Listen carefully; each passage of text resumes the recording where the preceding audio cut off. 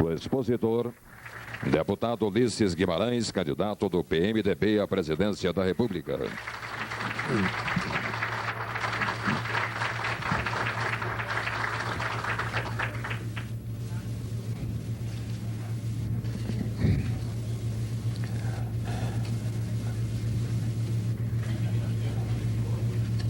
O ex-governador Valdir Pires, candidato do PMDB à vice-presidência da República.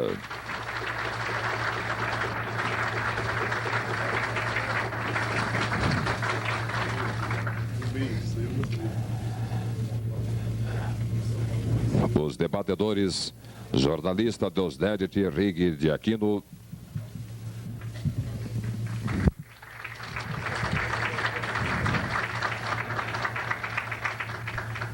e o advogado Aloísio de Carvalho Novaes.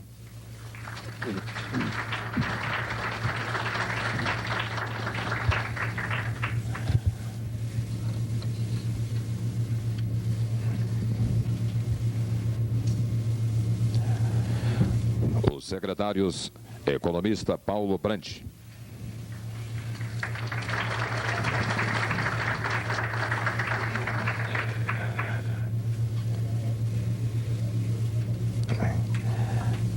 E economista Silviano Cansado Azevedo.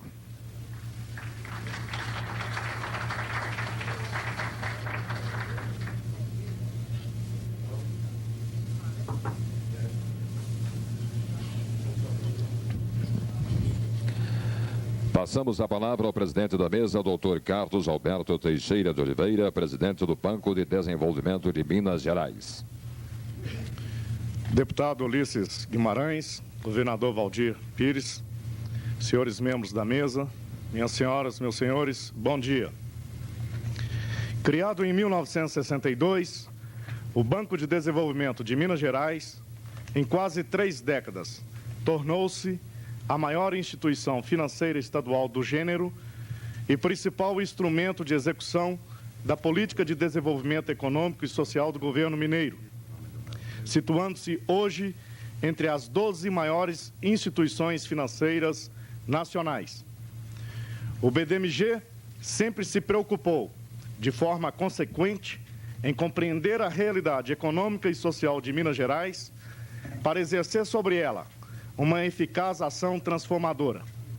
Foi assim, por exemplo, com a edição do Diagnóstico da Economia Mineira em 1968, um documento redefinidor dos rumos da economia estadual.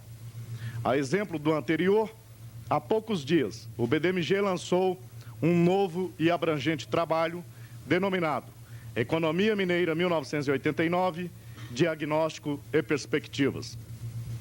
A imagem de seriedade, austeridade e eficiência do BDMG, assim como o reconhecimento de sua postura eminentemente técnica, explicam o êxito desta iniciativa de debater a sucessão presidencial e os desafios do desenvolvimento, a partir de uma abordagem técnica e suprapartidária.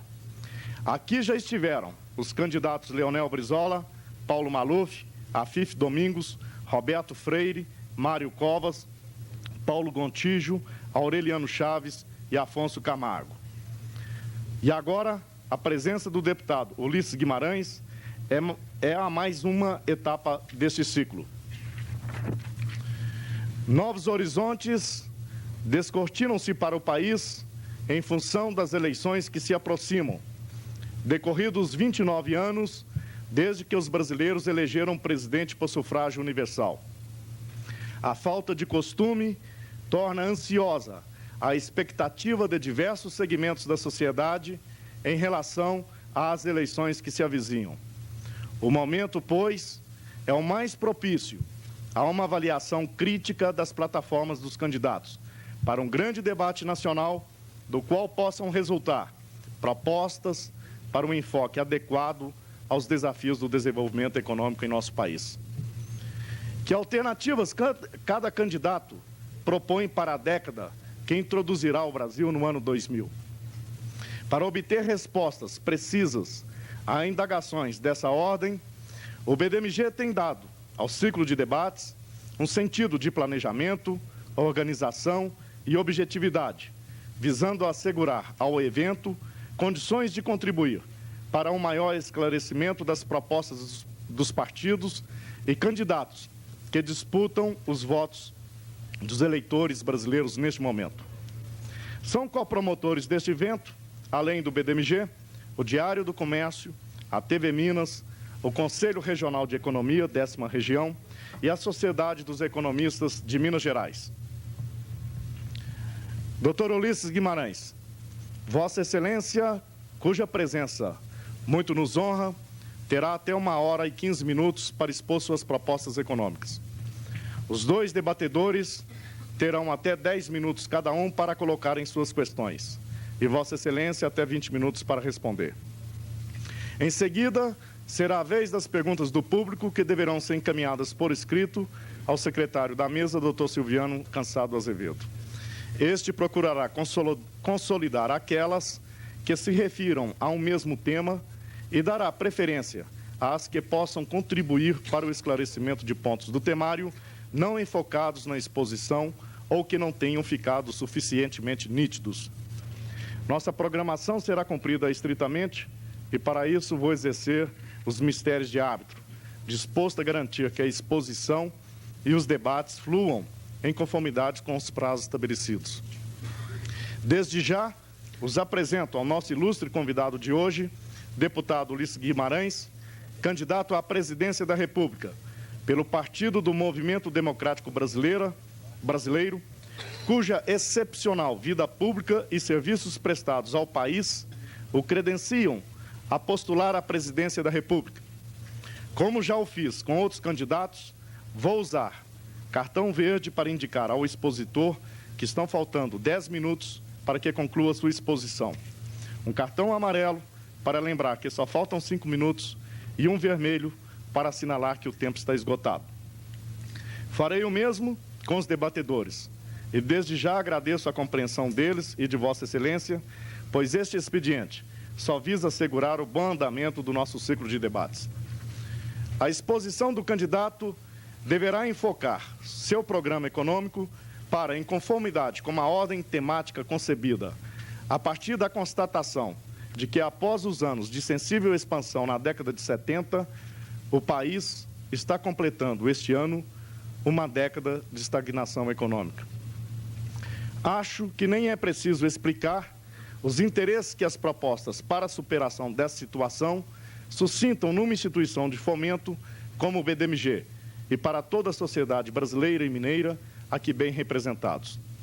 O temário da exposição inclui a estabilização da economia, englobando a retomada do crescimento econômico e o combate à inflação, a dívida pública e a crise financeira, o papel do Estado na economia, passando por aspectos como o fomento do desenvolvimento econômico, o papel do sistema financeiro nacional, as empresas públicas, os investimentos sociais e as novas relações executivo, legislativo, judiciário, no âmbito da gestão econômica. A discussão do tema Relações com o Exterior abre subtítulos para a abertura do mercado interno, para o papel do capital estrangeiro e para a dívida externa.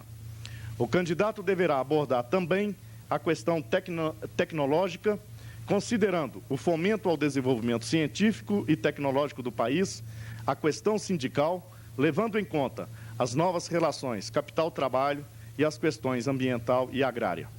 Finalmente, antes de retornar a palavra ao mestre de cerimônia para a apresentação do currículo do candidato de hoje, peço ao deputado Ulisses Guimarães para pôr sua assinatura no livro de ouro do BDMG Cultural como registro de sua passagem por esta casa, que muito nos honra.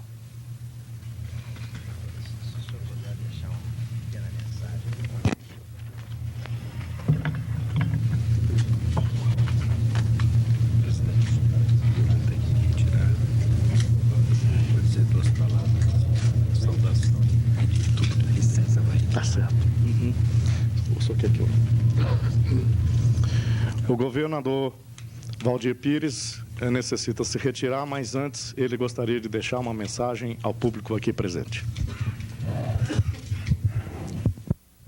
Meu caro presidente, Dr. Carlos Alberto, minhas patrícias, meus patrícios, eu vou pedir licença para deixá-los nas tarefas de campanha.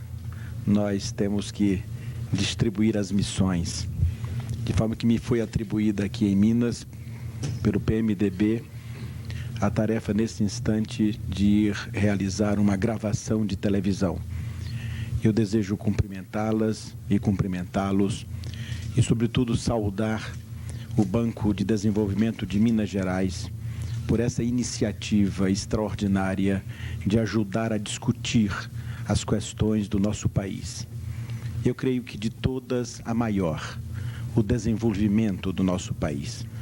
Como nós seremos capazes de sermos todos fiéis a uma ideia de desenvolvimento que abranja a economia, mas abranja todo o povo, que incorpore a humanidade brasileira, que signifique crescer economicamente, mas que signifique bem-estar para toda a população do nosso país, para que nunca mais nós tenhamos hesitação em dizer a economia do Brasil cresce, mas o povo também vive bem. Este é o grande desafio do nosso tempo. Quero cumprimentá-los e cumprimentá-las e pedir que me autorizem deixá-los.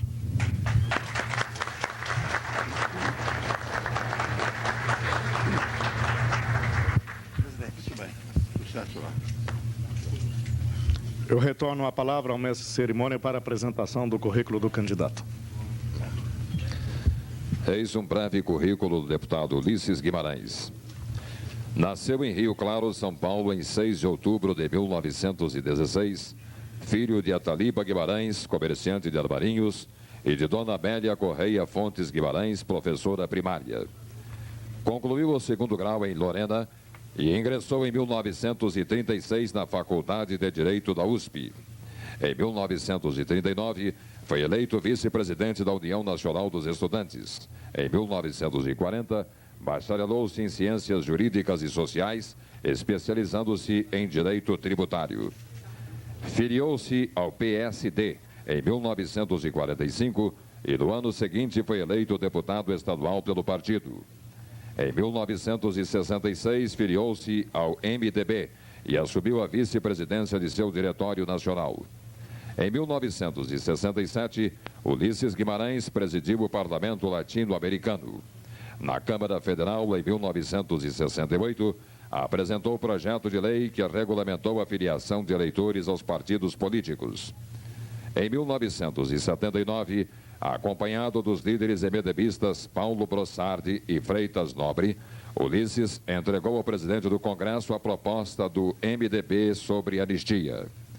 Liderou em todo o país a campanha pelas eleições diretas para presidente em 1988. Foi consagrado como Senhor Constituição.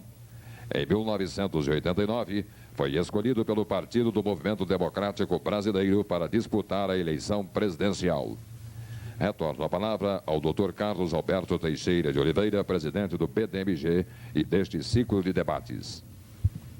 Muito obrigado. Eu passo a palavra neste momento a Sua Excelência o deputado Ulisses Guimarães para a sua exposição.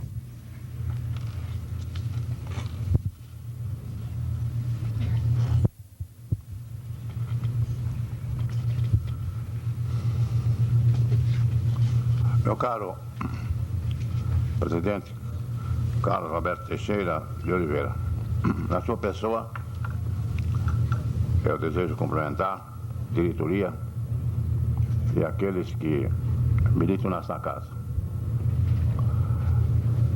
O seu renome repercute em todo o país. O Banco de Desenvolvimento de Minas Gerais é uma experiência extraordinariamente fecunda e vitoriosa. Nas rápidas palavras que escrevi aí, assinando o livro de ouro,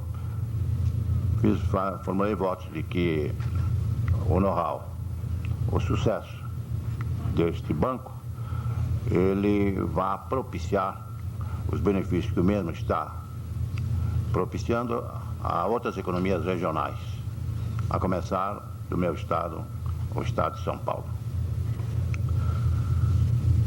Eu quero saudar os secretários da mesa, Silvano Cansado Azevedo, Paulo Bram, os debatedores Aloysio Novaes, Deusdete de Aquino.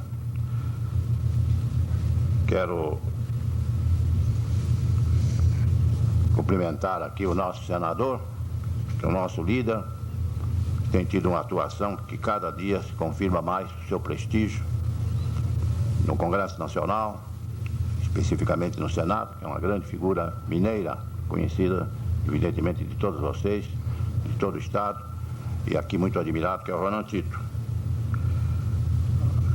Meu abraço ao Melo Freire, desejo dizer, meu caro presidente, que ele me estimulou muito para que eu viesse a esta casa. Não que eu não desejasse fazer, é que nós somos atropelados por acontecimentos, por solicitações num país continental como este. Fazer campanha no Brasil é uma dificuldade que existe em poucos países do mundo, devido à nossa população, primeiro, e também o tamanho do nosso país. Mas eu me rendi à sua liderança, do nosso Melo Freire, e vim aqui abraçá-lo e vim conversar com vocês sobre algumas ideias que temos a respeito da pauta que me foi oferecida. Desejo saudar a Maria Elvira, nossa querida amiga, saudando nela a mulher que está em ascensão nesse país, inclusive na política. Eu estou sentindo que nessa campanha, falo na área que é a minha, no meu partido, uma presença extraordinária. Uma presença extraordinária da mulher, em reuniões por toda a nação, pelas suas postulações, suas sugestões, participação na elaboração de programa, etc. A Maria Elvira representa todo este pensamento feminino vitorioso nessa nação. Desejo, por unânime a gentileza aqui do nosso querido presidente, pedir ao deputado Melo Freire, presidente do Diretório Regional, para compor a mesa.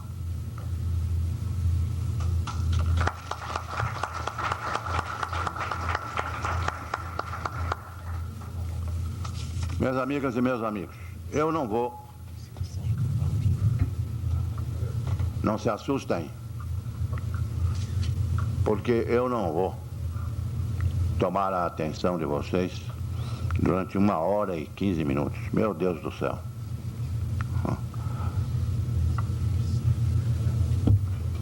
Eu vou abordar aspectos da pauta. Se eventualmente houver alguma omissão, as perguntas e os debatedores poderão suscitar o tema para que a gente diga aquilo que entenda que deva dizer.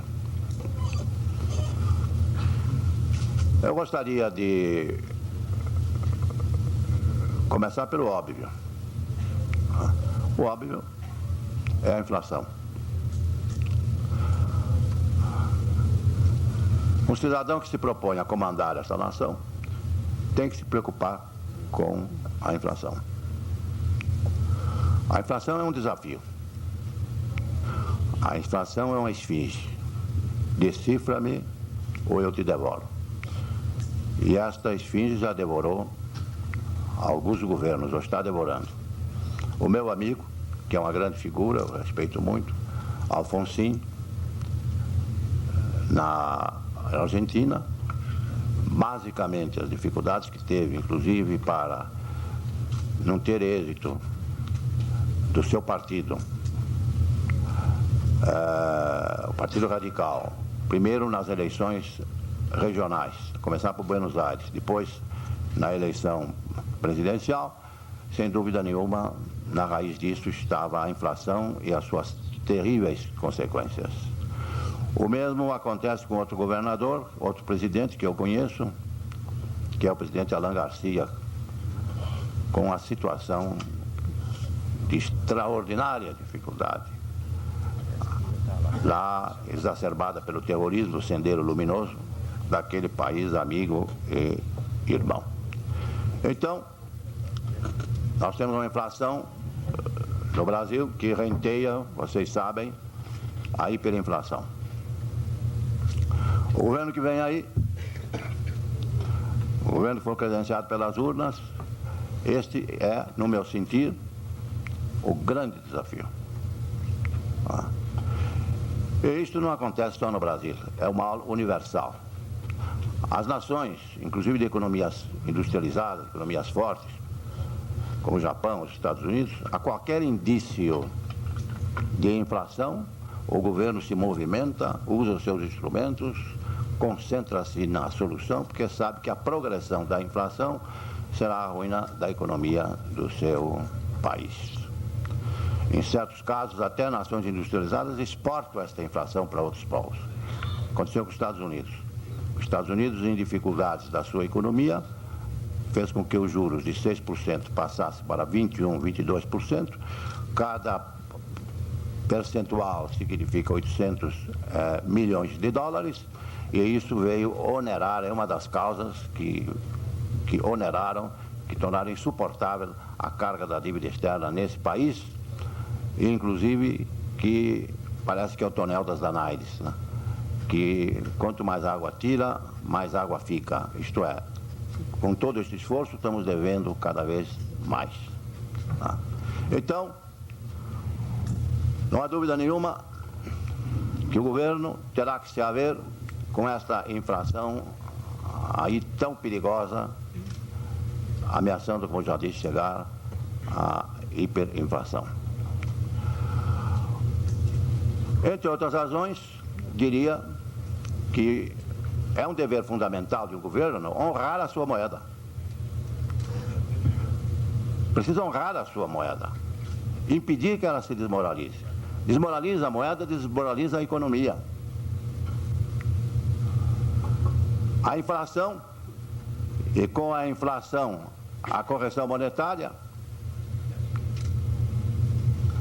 isto é a confissão da não credibilidade, da incredibilidade da moeda. Ninguém acredita mais na moeda. Então vem outros padrões, como nós temos, ora é dólar, outra hora é o salário mínimo, outra hora esses títulos que surgem e têm tido modificações constantes no mercado financeiro, com o aviltamento, principalmente dada a política de correção monetária que nós adotamos, de indexação do cruzado.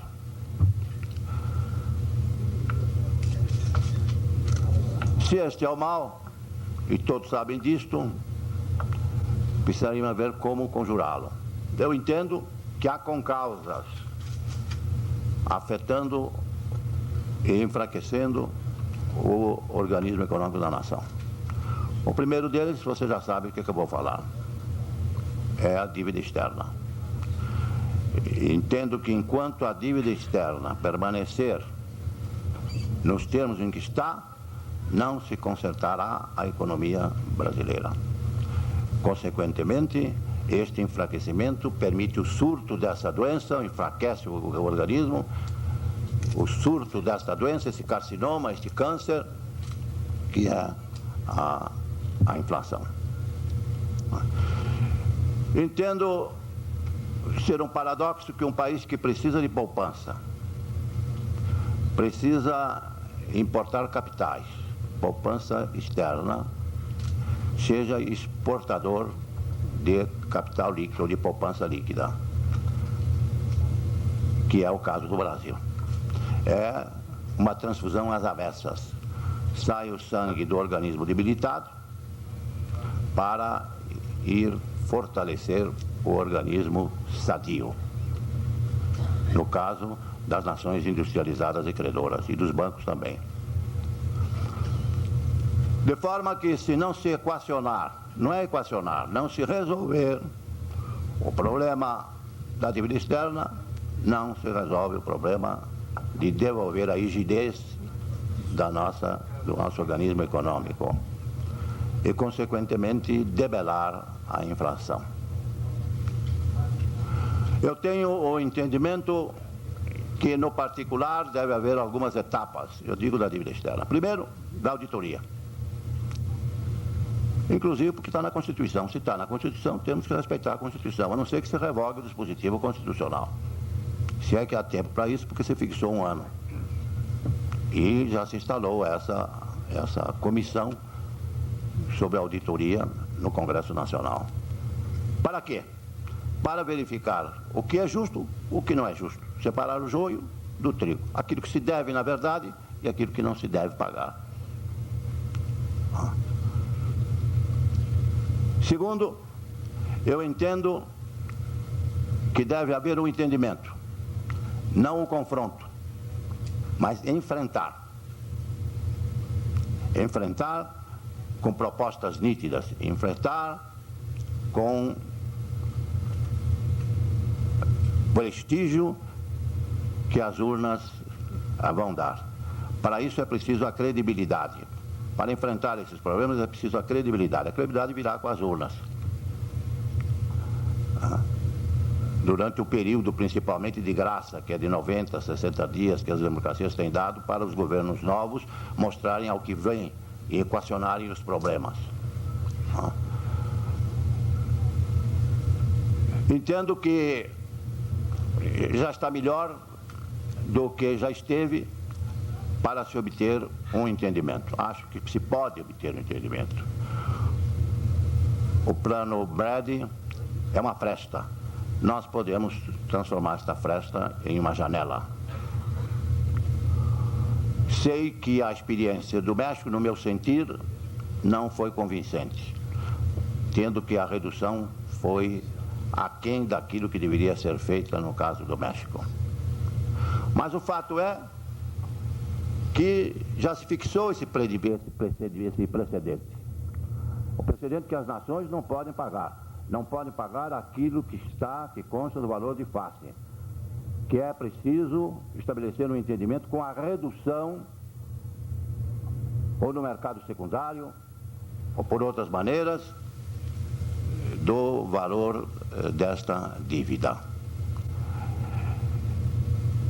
Entendo, e analistas têm também perfilhado esta ideia, de que isso pode prosperar, ou vai prosperar.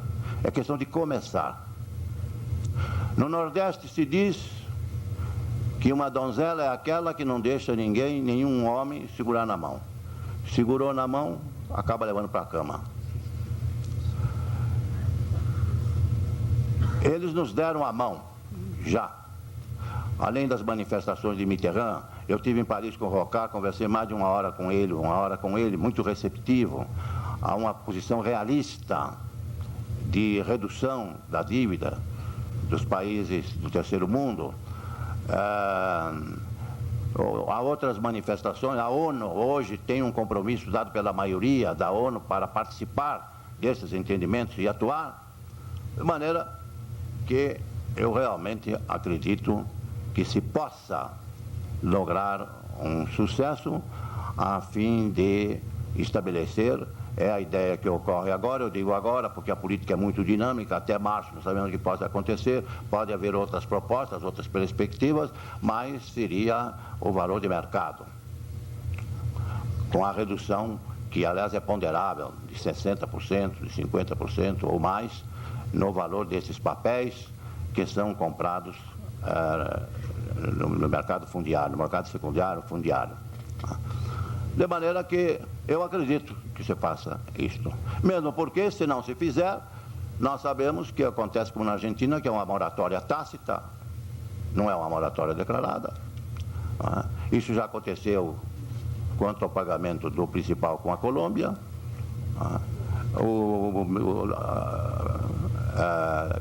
O Peru está nessa situação, quer dizer, não paga porque não pode pagar, não tem condições de pagar. E, tacitamente, os credores também aceitam isto e as coisas ficam, sem bem que dizem que tem uma receita brasileira. Eu vi um artigo do New York Times de um economista dizendo que o Brasil inventou uma coisa que nós diríamos aqui, isso não está escrito em inglês, né? Claro. Bate na cangalha que o burro entende. Né? É atrasar o pagamento dos juros. Atrasa o pagamento dos juros, cria para estes bancos a necessidade deles ficarem atentos e serem receptivos para que se não se evite chegar à moratória. Quero dizer também, para encerrar esta parte, senão não sobra tempo para o resto, quero também dizer que os bancos americanos e os bancos franceses já têm reservas provisionais. Sabem que há uma iminência ou uma segurança que não vai ser pago, então estão se preparando para evitar um trauma, uma dificuldade maior. De forma que entendo que equacionado e resolvido, como eu sou otimista que se possa fazer, mesmo porque eu encontrei em conversas com